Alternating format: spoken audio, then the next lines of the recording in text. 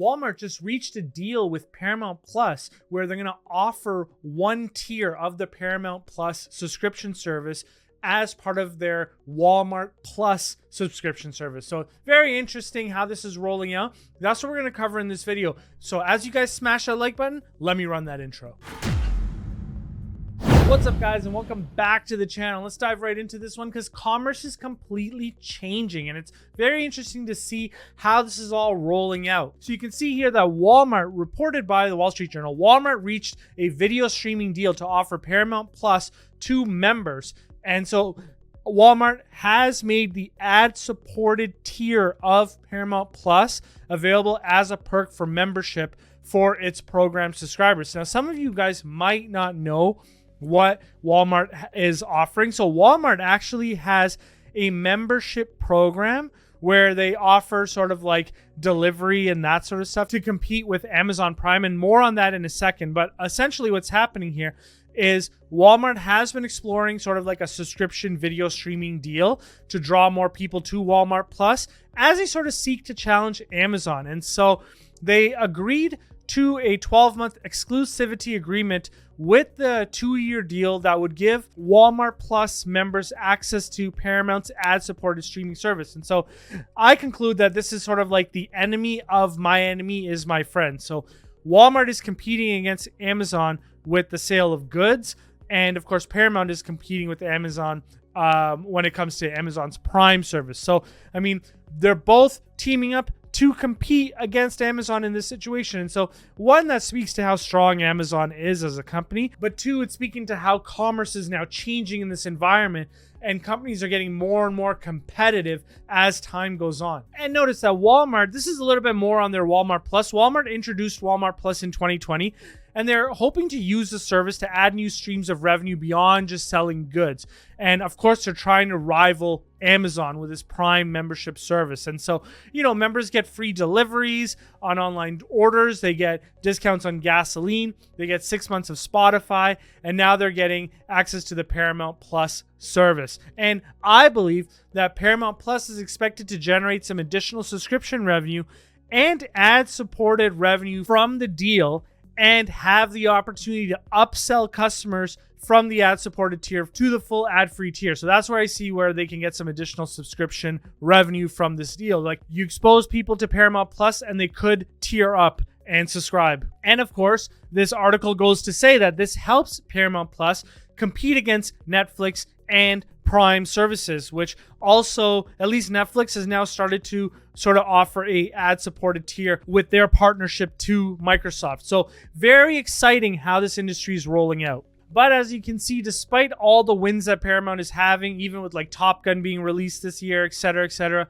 their shares are down 42% year to date as of the recording of this video. So the question is, what's happening? Well, one of the reasons why the share price is down is because, you know, analysts are getting not as sweet on the stock anymore. And part of it is because the linear TV outlook is worsening, you know, and so that's what's having analysts worried. So effectively, the most predictable avenue of revenue and sort of cash flows is going away. And this is what I mean. Essentially, cord cutting is eating into Wall Street's enthusiasm for media companies as they transition into streaming. And so Wells Fargo media analyst Stephen Cahill actually chopped his price target by more than 50%, down from $40 per share to $19 per share this past week. And what he's saying is that cord cutting, being exacerbated by the recession, is now causing earnings forecasts to be more challenged in this updated environment.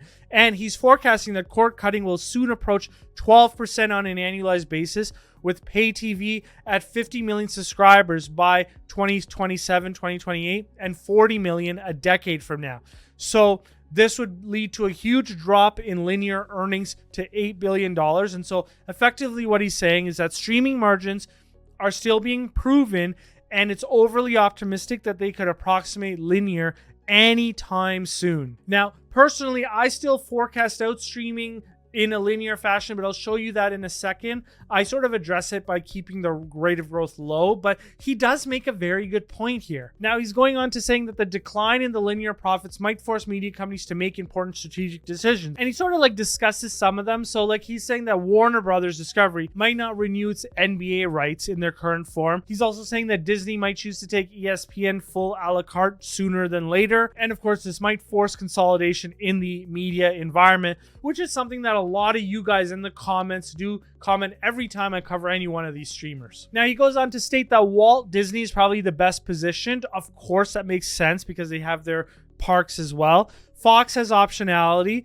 Warner Brothers might not be able to top that $14 billion in EBITDA, and Paramount has lower earnings power than Wall Street expects. And these are the segments of the Paramount business. This is the model that the Patreon's going to have access to, which I believe are challenged, and this is what he's saying. So this is the segments where the secular tailwinds could impact their earnings capabilities. And of course, the segment that I don't have highlighted, which is filmed entertainment, that is naturally a choppy segment overall. Now, you're not every year going to have a success like Top Gun. Now, previously I mentioned how to sort of handle this. And so this is how I'm handling it. And I might be overly optimistic here, but although, I could be wrong here, I'm not seeing evidence of a slowdown at present, but I'm going to continue to reevaluate this if the situation changes. I'm forecasting revenue growth in that 3% range. So, cord cutting is offset by a little bit of price increases.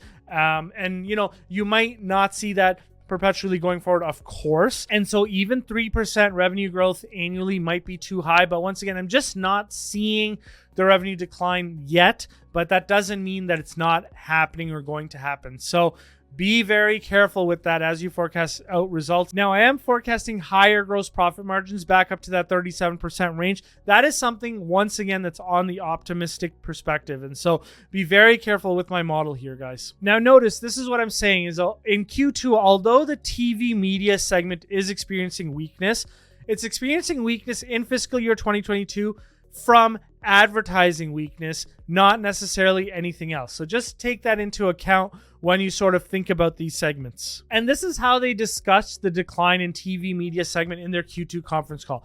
They're saying that the vast majority of the year-over-year decline occurred in international markets where they proactively restructured key affiliate deals, which shifted revenue from pay TV to direct-to-consumer services. Over the term of these deals, the reduction in TV media affiliate revenue is expected to be more than offset by revenue generated from Paramount Plus hard bundle relationships, resulting in net revenue growth for the company. Now, we'll see if that happens, but that's sort of how they're talking about it. They're sort of like optimizing it, but we'll see what happens down the road. Now, before I go into the valuation, guys, please note that approximately 80% of the people that watch this channel are not subscribed. So please, if you have the opportunity, hit that subscribe button and ring that notification bell for notifications when I upload new videos. And just diving into the valuation, I use an EPS valuation. I'm using a very low terminal multiple of 12.5 times earnings. Of course, you can see that I'm forecasting revenue growth at 3%. So I'm forecasting their EPS valuation at around $33 per share. I'm very excited with this company under $15 per share. It's not there yet, but it's trickling down. So just keep that in mind. I am an owner of this company, and I believe that my net purchase price is around $15 per share or lower. But once again, that's never advice to you guys. Now, let's look at a cash secured put options opportunity just to give you an idea of what opportunities exist. So here is the January 19, 2024 cash secured put opportunity with a strike price of $15 per share. Now, you can actually download this calculator free from the description below. I just make it available to you guys for free. Now, the net purchase price for this option is $12.50. So that's pretty good. And the annualized yield is 13%. So this is not a bad way of entering into this opportunity, especially when the current share price is $18 per share. I'm excited at that $15 per share area. I don't know if the share price will come down that low, but here's an opportunity where you can generate a 13% annualized yield. And if you do get exercise, you have a net purchase price of $12.50, which represents approximately 38% of the valuation. And so that represents a large enough margin of safety to enter into this opportunity, which, might I add, is an investment that Warren Buffett has made with Berkshire Hathaway as well. Now, media might not be an interesting opportunity for you in this environment, but there are some sort of underviewed, under-recognized opportunities in this environment, in like boring type names that you might not be aware of. I recently highlighted one by the name of Medifast, and you can actually get access to that full video where I discuss the company and its valuation right here.